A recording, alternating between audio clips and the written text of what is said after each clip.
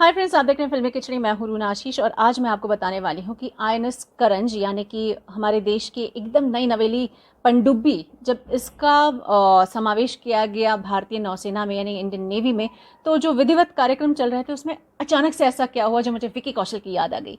पूरी बात होगी, लेकिन उसके पहले प्लीज़ सब्सक्राइब फिल्मी खिचड़ी। फ्रेंड्स, आई कवर डिफेंस मुझे अच्छा लगता है। शायद अपने तरीके से देशभक्ति दिखाने का एक छोटा सा कारण मिल जाता है मुझे, और कोई बात नहीं है। सो व्हेन आई वेंट, अभी 2 या 3 दिन पहले ही मैं गई थी। इसका समावेश जब किया गया, इसे विधिवत इसको इंक्लूड किया जाता है भारतीय नौसेना में।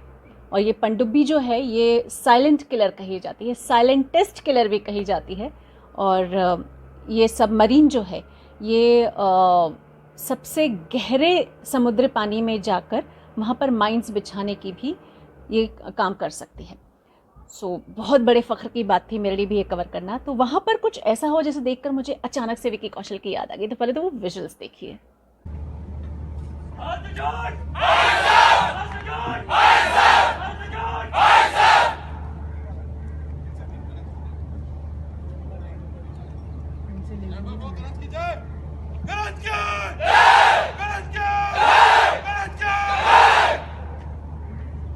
आई एम श्योर फिल्म को रिलीज़ हुए ज़माना हो गया। अब तो विकी कौशल उरी अटैक से आगे बढ़ते हुए फील्ड मार्शल सैम मानेकशॉ, इनकी ज़िंदगी पर जो फिल्म बन रही है उसमें काम करने वाले हैं।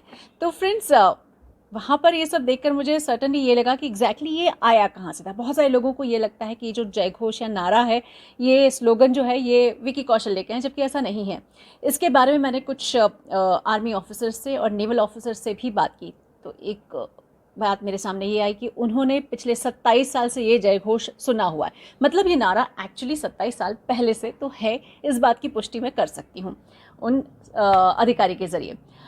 उसके बाद मैंने एक सेना के अधिकारी से पूछा कि एग्जैक्टली ये क्या है। तो देन ही सेड कि जितने भी ऑफिसर्स ट्रेनिंग एकेडमी होते हैं, चाहे वो एनडीए हो या फिर IMA इंडियन मिलिट्री एकेडमी हो या फिर OTA ऑफिसर्स ट्रेनिंग एकेडमी हो या फिर एयरफोर्स की अपनी एकेडमी है या नेवल फोर्स की अपनी एकेडमी है, यहाँ पर बहुत मेहनत कराई जाती है।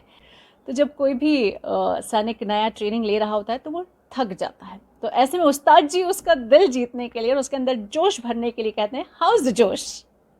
और फिर वो कहता है, हाय सर। और जैसे ही ये कहता है पूरे जोश के साथ, तो एक बार फिर से अपनी मेहनत में लग जाता है। So it's just a way of baking up the people, baking up the सैनिक, और ताकि वो देश की अच्छे से रक्षा कर सके। अब जब ये सारी विधियां चल रही थी तो एक समय वो भी आया जब हमें देश के नौसेना अध्यक्ष और पूर्व नौसेना अध्यक्ष, ऐसे बड़े गणमान्य लोगों से भी बात करने का मौका मिला। तो मैंने भी पूछ लिया जो हमारे पूर्व नौसेना अध्यक्ष रहे हैं एडमिरल शेखावत जी, उनसे मैंने पूछा कि जब भी कोई फिल्म बनती है या फिर जब भी कोई वेब सीरीज़ बनती है तो क्या आप जैसे अधिकारी को वो फिल्में पसंद आती हैं? I don't find too much professionalism in those films. And again, there are two reasons for that. I don't think in this case the intellectual laziness applies. They do a very great deal of research. But unfortunately, they misunderstand the audience and they think that only masala is required. So now, I don't want to mention names of films, but they will never show either a military officer or a police officer or their family as they are.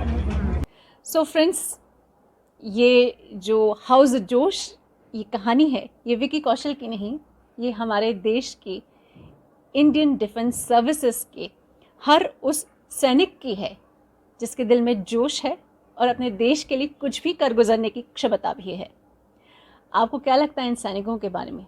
क्या लगता है इनकी कठोर training के बारे में? मुझे लिखकर बताइए। जय हिंद।